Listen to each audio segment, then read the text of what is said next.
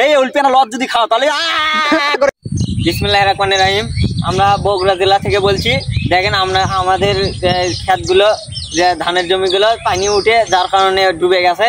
তা এখন আচ্ছা, আপনার যে পানি উঠছে, এই যে জমিগুলো যে পানি উঠছে, এগুলা জমি পানি উঠছে, তা আর তহবিল লাগলো না? না না না। আর যদি পানি এখন কমে যায় তাহলে তহবিল? হ্যাঁ, তাহলে হবে, তাহলে ধানের ক্ষেতটা হবে। এখন হচ্ছে ঘটনা হচ্ছে এই হাই করছে কি আর সব জমি গেছে ডুবে। ওই যে দেখেন ওকে দেখেন, ওই হাট দিয়েছে, হাট দেখা যাচ্ছে অনেক দূর থেকে, ওই যারা মানুষ যারা আছে ওই পর্যন্ত জমি বুঝছে। পরে দেখেন ওকে দেখেন, ওই যে কলার হতে গেছেন, কলার ওই কলামের নামাইনি আমার জমি, ওই কলার নামাইনি জমি সব ডুবে গেছে বুঝছেন। এখন তাই করছে ভাই, আপনার কি সমস্যা ডুবে গেছে? সমস্যা কোনো সমস্যাই তো, হাত দিবার পাচ্ছি না, ভেউলিরে দিবার পাচ্ছি না, যার কারণে আমার তারা বড় হচ্ছে না। আচ্ছা, আরে এটি ডুবে গেলে কি সমস্যা? আপনার আর জমি নাই? হ্যাঁ, আর জমি আছে, উপরে আছে। বললে ভাই কত কত কত বিঘে? ওই তাও 20-30 বিঘা আছে আমার জমি, উঁচাত আছে। 20-30 বিঘা জমি আছে, একটা ডুবে গেলে কোনো সমস্যা নাই আপনার? না না না। এ কি করছে কি, ওপরে 20-30 বিঘে সম্পত্তি আছে, ওপরে 20-30 বিঘা সম্পত্তি, এই সম্পত্তি এই জমির এগুলো ডুবে গেলে কোনো সমস্যাই নাই। আর দেখ তোরা যে খালি কোষ, এই যে গ্রামের মানুষেরা খ্যাত, আর গ্রামের মানুষেরা হলো গরিব। যদি গরিব হলেন তাহলে 20-30 বিঘা সম্পত্তির মালিক কেমনে হলো? কেমনে হলাম?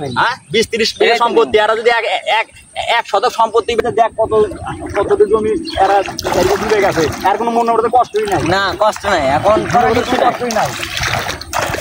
করছে আরো সম্পত্তি উপরে আছে, উপরে আছে, এই সম্পত্তি করে করে কিনা খাবি, কিন্তু এগুলো ডুবে গেছে, কোনো মনের ভেতরে কষ্টই নাই, কোনো মনের ভেতরে কষ্ট নাই। আর আল্লাহর রহমতে ওটি থেকে যদি আপনার দিলে ধান হয় তাহলে ওটি আমি লড়াতে পারবো না।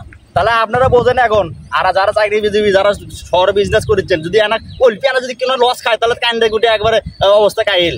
আরে দেখেন এই কত কত সম্পত্তি, এর না হাজার হাজার মনে মনে ধান হলো নি, তারপরে কৃষকের কোনো মনের ভেতরে কষ্টই পাচ্ছে না, তারপরে মনের ভেতরে কোনো কষ্টই পাচ্ছে না। আর তোমাকে যদি ওদের ঢাকা শহরে তোমরা বিজনেস করো, সেই বিজনেসে যদি আগের কান্নাকাটি শুরু করে দাও, তখন তোমার কান্নাকাটি করো। তাহলে কৃষক দেখো কোনো কান্নাকাটি করছে না, হাসি খুশি মনে করে ঘুরে বেড়াচ্ছে, বুঝছো? করা কিচ্ছু না। আশা করা যায় এই পানিটা দিলে আবার নামে যায় ধান ক্ষেত, আবার আমার সুবল।